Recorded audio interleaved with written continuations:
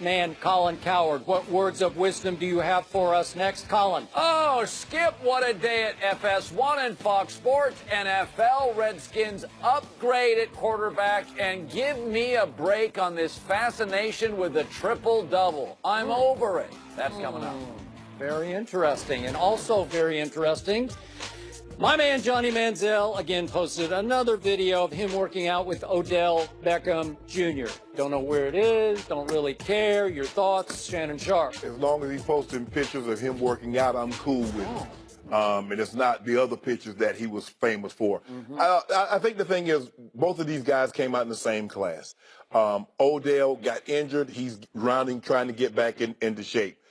All these quarterbacks that played the season, Skip, they're not ready to throw right now. Johnny didn't play. Johnny wants to go to Canada, play in whatever league that's going to allow him to come back and play. So he needs someone to catch. Odell needs someone to throw. Why not? Last year, Eli had a special little passing camp. I believe it was down at Duke. Yeah. And who didn't show up? Odell Beckham Jr. Can you not work on your chemistry with your real quarterback? We saw Brady going on his boys' night out to Big Sky, Montana. It became a boys' day out on the practice field with Edelman and Amendola. I don't know. That's just what you do, right? Well, I think the thing is maybe this time around now, Odell is, did they pick up that option? Because this last year was his fourth year, so he has a fifth-year option. He wants the long-term security. I believe if he had the long-term security, he would have been at that camp with Eli. So it's going to be dependent. It's a new offense also. So he might go even without the contract extension because this is going to be an entirely different offense. Are you suggesting he's protesting by sort of laying low? Oh, he was protesting last year. Yeah, absolutely. Really? He was last year. Absolutely. He made it known he was protesting.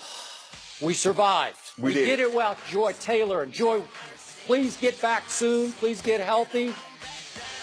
Colin Cowherd is next here on FS1. Undisputed, over and out. Undisputed.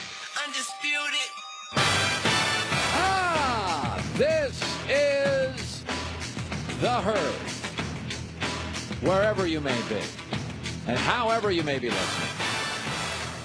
Live in Los Angeles, iHeartRadio, Fox Sports Radio, and FS1. Christine Hickey is back today on a monumental day at Fox Sports. It's a big day. It is a big day here at Fox Sports. And it was actually last night was a, for your random Tuesday night, ended up being a really big night. There's two stories we have today to lead with. Let's start with this. The Washington Redskins have acquired Alex Smith as their quarterback, and Kirk Cousins now will leave Washington. And yes, sorry, Cowboys, Dak Prescott owned one quarterback in this division, Kirk Cousins. He was 4-0 against him. He's leaving. Alex Smith is an upgraded quarterback. I know everybody wants to tell me today, no, folks, Kirk Cousins went in the fourth round. Every team in the league passed on him 3 times. Kyle Shanahan, the guy that drafted him, that knew the odometer, chose Jimmy Garoppolo 3 months ago. Jay Gruden, another really smart offensive guy, chose Alex Smith over Kirk Cousins. If you have to pay Kirk Cousins $30 million a year, he won't help your team. He'll hurt it. Alex Smith comes in at $23 million, only $18 guaranteed. Forget the fact that Alex Smith is a better passer rating. In fact, Alex Smith led the NFL last year in pass rating. He's a better athlete than Kirk Cousins. He's more experienced than Kirk Cousins. He throws fewer picks than Kirk Cousins, and he's less expensive. Ask Baltimore about Joe Flacco's deal. They've never been the same. Kirk Cousins has a dilemma. He so desperately wants to prove everybody wrong that he's going to prove everybody right, that he is not a big-time quarterback. Because there's 7 or 8 desperate teams in this NFL, maybe just 6, but it's somewhere in that ballpark, that will pay Kirk Cousins a fortune. None of them think he's worth it. But in the NFL, as Jay Glazer says, it is a miserable life if you don't have a guy that can occasionally move the chains and end chaos at quarterback. So he will get 28 to 30 million, and he's worth about 20 max. Max. If you told me today Case Keenum, if you told me today Teddy Bridgewater, if you told me today Kirk Cousins, it is a coin flip. Sorry, just is.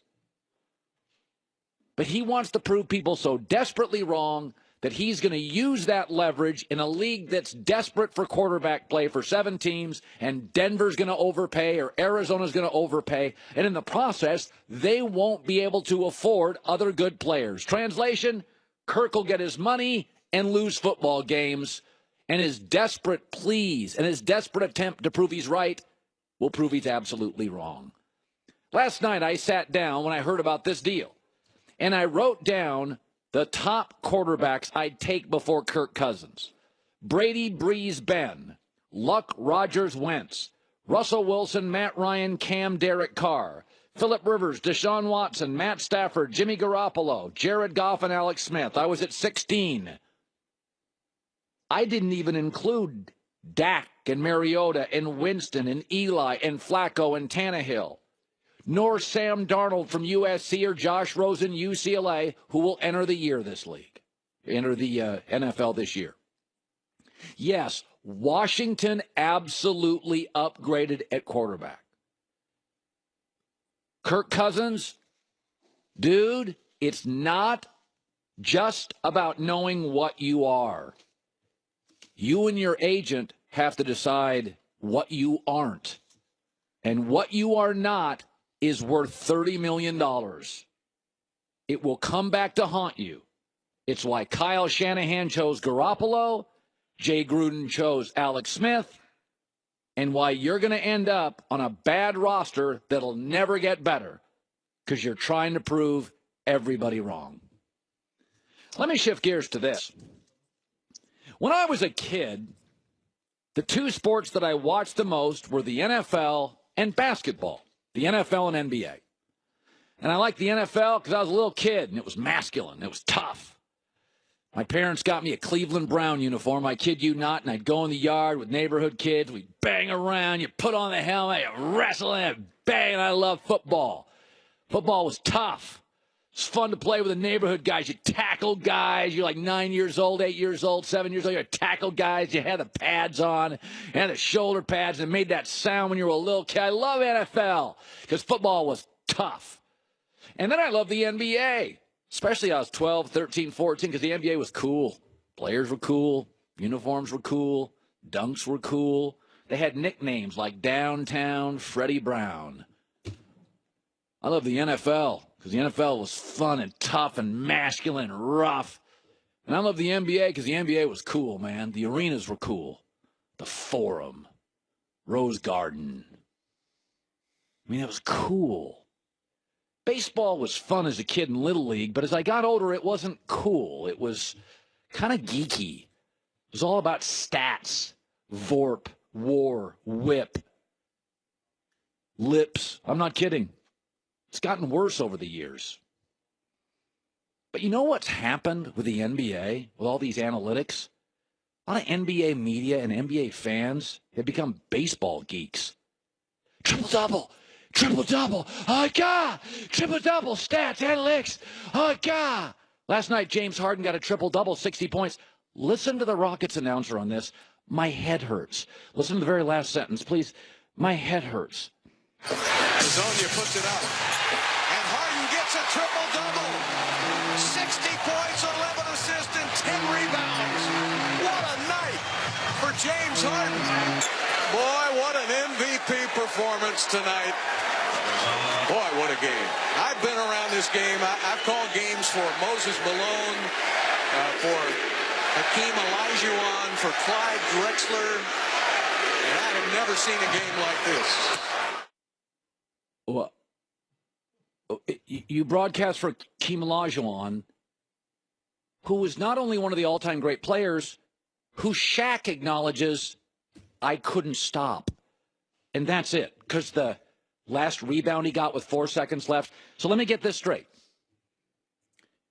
On a January night in an 82-game schedule against the worst team in the league, Orlando, who was missing their best player, with Chris Paul out, meaning you got every shot, and a coach, Mike D'Antoni, that elevates every single guard he's ever had. That triple-double was greater than anything Hakeem did. Breaking news, the Houston Rockets TV announcers were high last night on the air. Oh, no. Breaking news. Okay. God, I know we live in the moment. I get it. I totally understand it. That was Orlando. Chris Paul was out. Mike D'Antoni is so guard-friendly that he made Jeremy Lin the talk of the NBA when he was in New York. Steve Nash, a guy I love, works out at my gym. Name drop. In Kobe's prime, in Shaq's prime, in Tim Duncan's prime, Mike D'Antoni made Steve Nash the MVP of the league. In an era where the triple-double has gone from 18 back in 2011 to 117 last year and on pace to break it this year, in a league there's no hand check, Chris Paul never played, 60 points, triple-doubles, the greatest thing you've ever seen. Let me give you another number for James Harden. Because this morning, all the guys that used to be cool that cover the NBA and love the NBA become baseball nerds. 39. How's that number? That's how many points James Harden lost to the Spurs at home last year in the final playoff game. Here's another number, 2. The Spurs were missing their 2 best players, Kawhi and Tony Parker. Here's another number, 11. That's all the shots Harden took because he quit. And oh, by the way, you know how baseball has WAR and VORP? I'll give you something. It's called TMZ.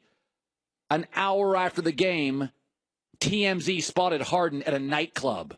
Yeah, that loss, it cut deep. James Harden's a hell of a basketball player, and I'm happy for him. I really am. I'd love to have him on my team. He'll probably win the NBA's MVP. But you think last night's the night. By the way, Golden State lost by 30 last night to the Utah Jazz. Should I declare this morning the Warriors are in a free fall? It's January. It's a night. Chris Paul didn't play. It's the worst team in the league. You're at home. The league now allows basically no hand checking. Guards are setting records weekly. Production, consumption, triple doubles. The NBA was always cool, man. The arenas were cool. The nicknames were cool. The dunks were cool. The games were cool. The players were cool. They had nicknames and swag. And now we've reduced it to triple-double, triple-double. That's the greatest thing I've ever seen. It's a triple-double. Good God, what happened? I mean, think about this. Just think about this. Triple-doubles are up like 400%. Yeah, you like produce? How you like them apples? Oh, gosh. Okay. Akeem Olajuwon is one of the greatest players in league history who completely dominated Shaq. I've been at some of those games.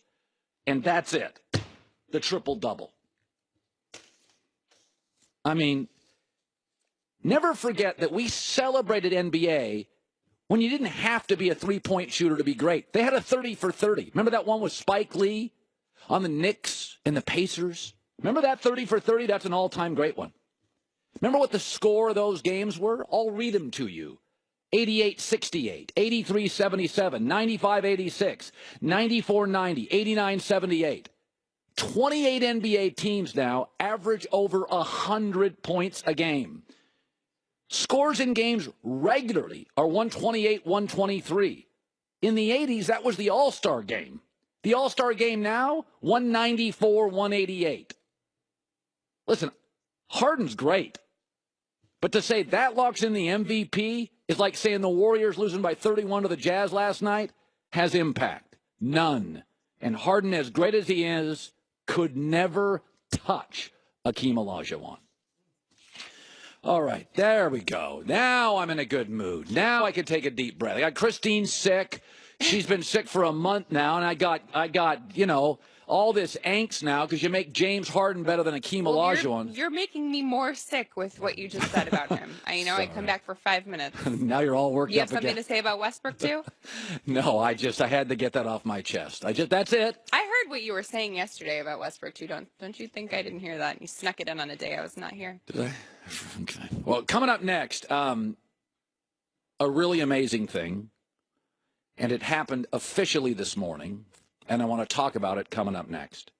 If you're searching for the perfect Valentine's gift, then look no further than 1-800-Flowers.com. Okay? They make it simple to find a perfect bouquet.